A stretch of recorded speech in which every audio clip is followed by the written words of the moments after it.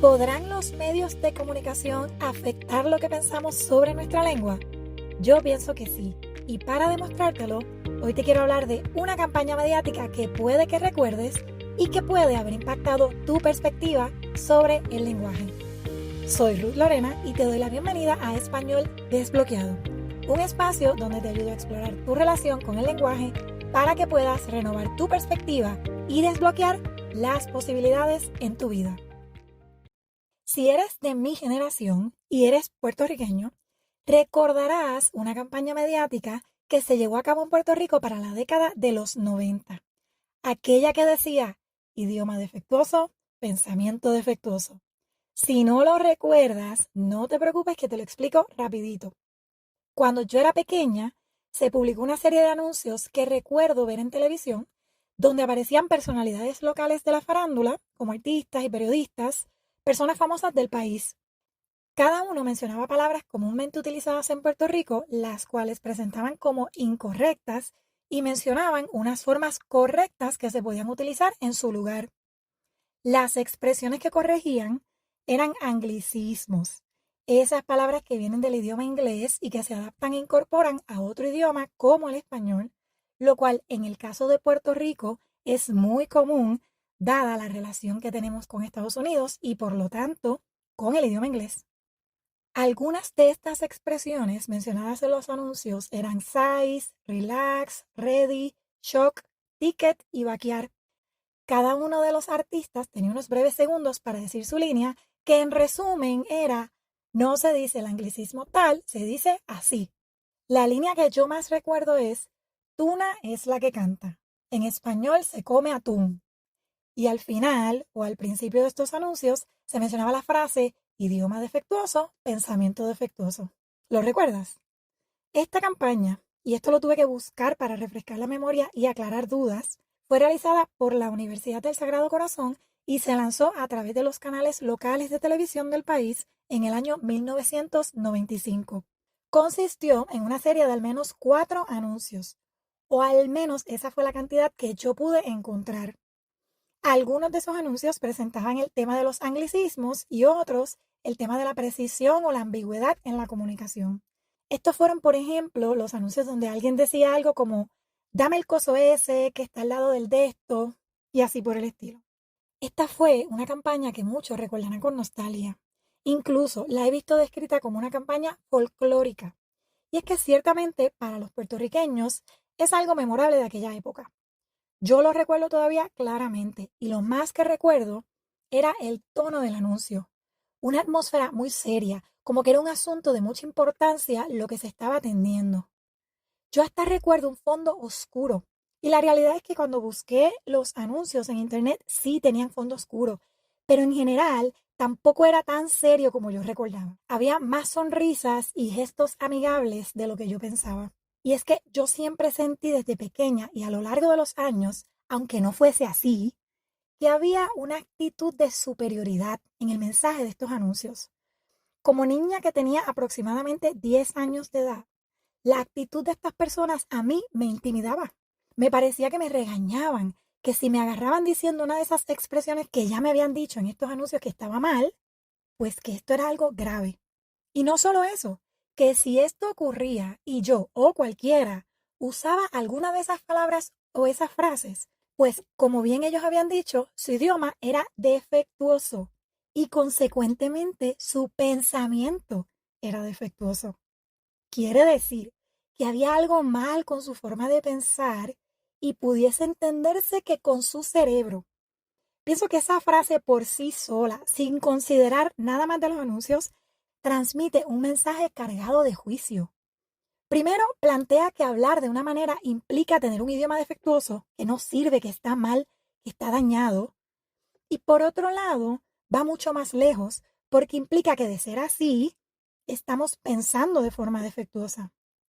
Además, frases como esa pueden crear un estereotipo de quienes usen esas palabras.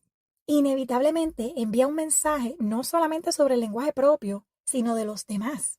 Nos mueve a juzgar a quienes escuchamos usar esas palabras al pensar que tienen un pensamiento defectuoso.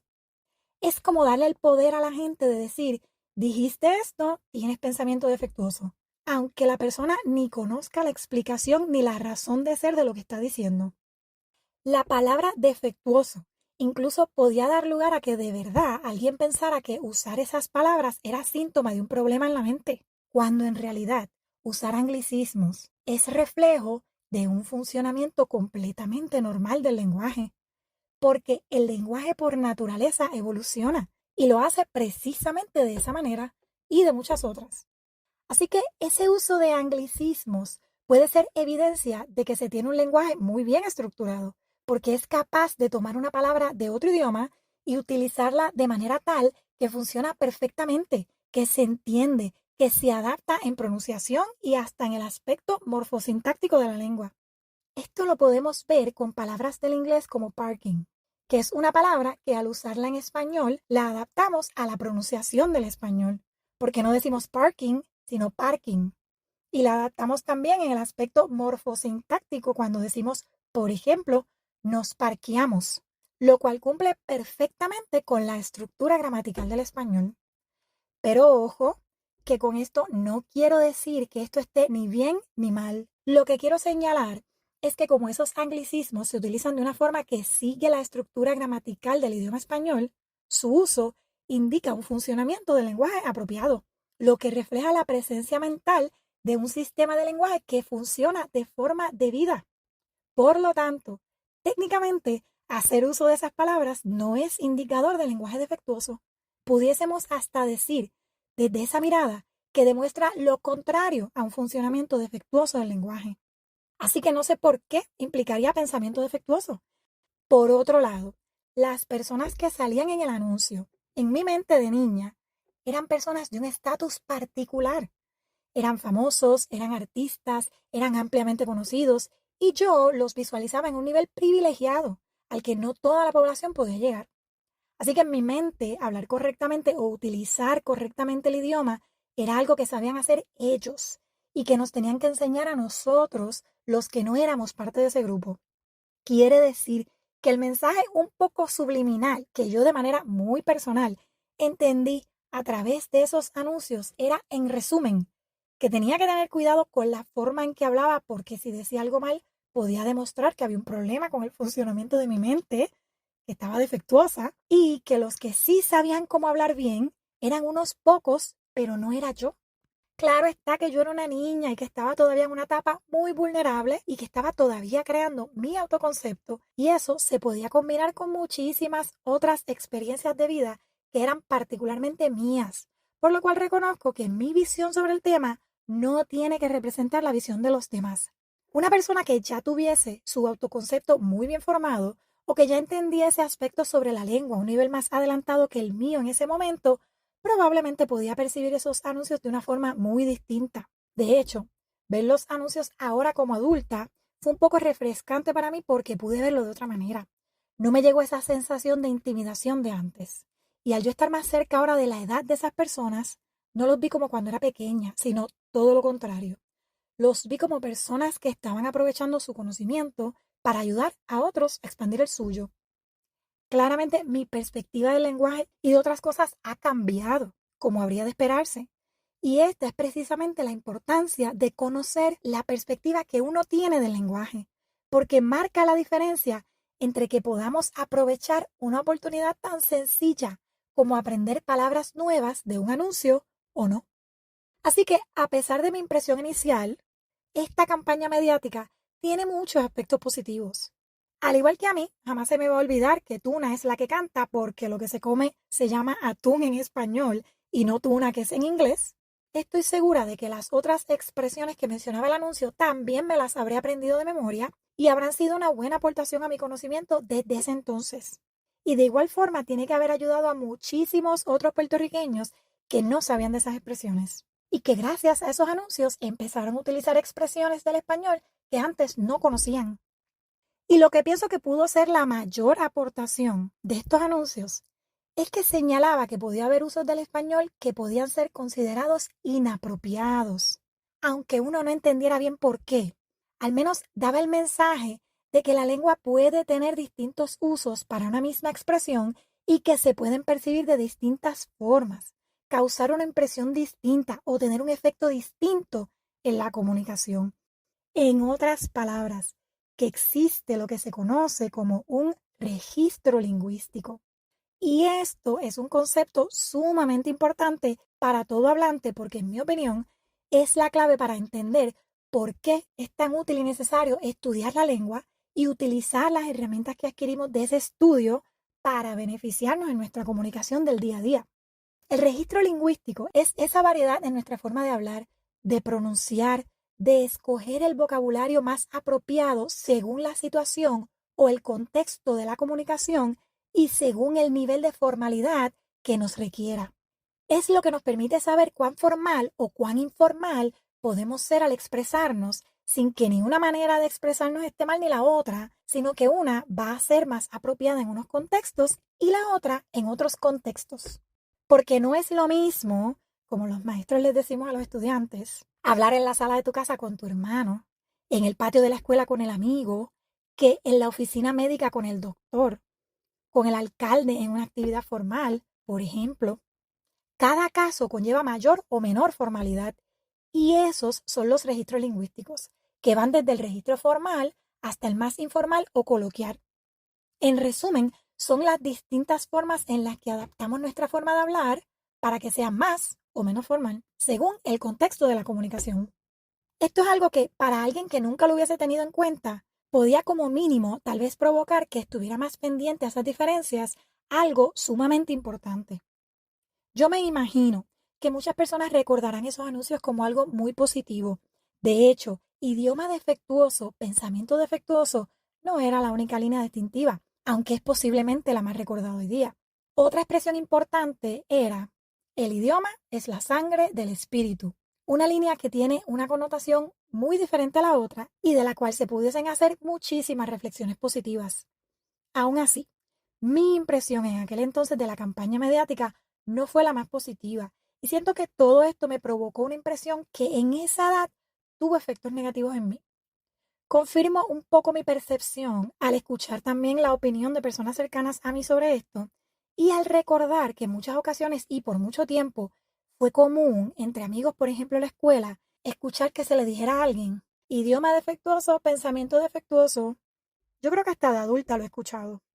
Y en este punto quiero aclarar que estas expresiones como no se dice, es incorrecto, usemos bien, defectuoso, cuando se trata del idioma, de la lengua, del lenguaje, no son realmente descripciones correctas porque no son objetivas. Yo las estoy usando también porque es lo que decía el anuncio y porque hasta un punto son palabras que nos ayudan a entendernos mejor, pero son palabras con las que hay que tener mucho cuidado. Porque cuando se trata de la lengua, como ya mencioné, hay contextos en los que unos usos, como algunas palabras o algunas expresiones, pueden ser inapropiadas, mientras que en otros contextos no.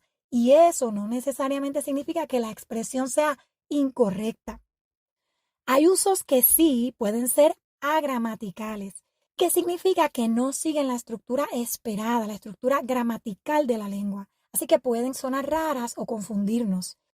Estos términos de bien o mal, correcto o incorrecto, son utilizados para que se nos haga más fácil manejar lo que conocemos de la lengua. Son útiles y tienen importancia, pero es necesario tener esto en cuenta. Es bueno crear conciencia de que en nuestra lengua hay muchas maneras de decir las cosas y que según el contexto unas nos serán más útiles que otras. Saber eso nos permite considerar otros usos, buscar otras expresiones, poner en práctica el uso de distintas palabras. Y esto es un tremendo ejercicio de enriquecimiento de vocabulario, de analizar la lengua, de conocerla y entenderla mejor y hasta de apreciarla más. Todo esto definitivamente es positivo y fue sin duda uno de los logros de esta campaña. Mi perspectiva sobre esto, que refleja mi experiencia y cómo me afectó a mí específicamente, le puede parecer a otros algo exagerada, pero yo comparto mi perspectiva para llevarte a ti a explorar la tuya, porque si la mía te choca o es muy distinta a la tuya, significa que estás identificando la tuya. Y ese es el propósito de todo esto. Puede que lo veas igual que yo, o que te sea algo indiferente y no te afecte para nada. Eso es lo que te quiero llevar a explorar. A mí me interesa muchísimo saber qué piensas tú sobre este tema, porque yo quiero conocer y explorar esas perspectivas que existen allá afuera, la que tienes tú. Así que me gustaría mucho que me la compartas y para eso te dejo esta pregunta. Para ti, ¿esta campaña mediática tuvo un efecto positivo o negativo? Piénsalo y déjamelo saber. Además de esta memorable campaña, te quiero mencionar otras campañas, pero nuevamente me di cuenta que en un episodio no podía hablar de todas, así que decidí dividir el tema por partes. Aquí tuviste la parte 1 y no te puedes perder el próximo episodio con la parte 2 sobre otras campañas mediáticas del idioma en Puerto Rico. ¿Te imaginas cuáles serán? Recuerda que para enterarte del próximo episodio debes darle follow al podcast en tu plataforma de preferencia y también asegúrate de seguir mi perfil de Instagram Espa Sin Miedo, donde te puedes enterar del próximo episodio y aprovechar todo el contenido que te puede ayudar a mejorar tu manejo del lenguaje. No olvides que allí mismo, a través de Espa Sin Miedo en Instagram, me puedes escribir un mensaje directo y dejarme saber tu opinión sobre este tema. ¿Te pasaba igual que a mí con el idioma defectuoso o pensamiento defectuoso? ¿O lo recuerdas de otra manera? Escríbeme tu opinión por Instagram en Espa Sin Miedo. En las notas del episodio te dejo el enlace para que puedas accederlo directamente. Además, en las notas también te dejo los enlaces a los videos de estos anuncios que conseguí en YouTube. Así que pasa por allí para que los veas y revivas esas memorias como hice yo. Te agradezco haberte quedado conmigo y agradezco los mensajes que me has enviado sobre el podcast. Si encontraste valor en este episodio, compártelo en tus redes y no olvides dejarme tu mensaje. Te espero en la próxima. Hasta luego.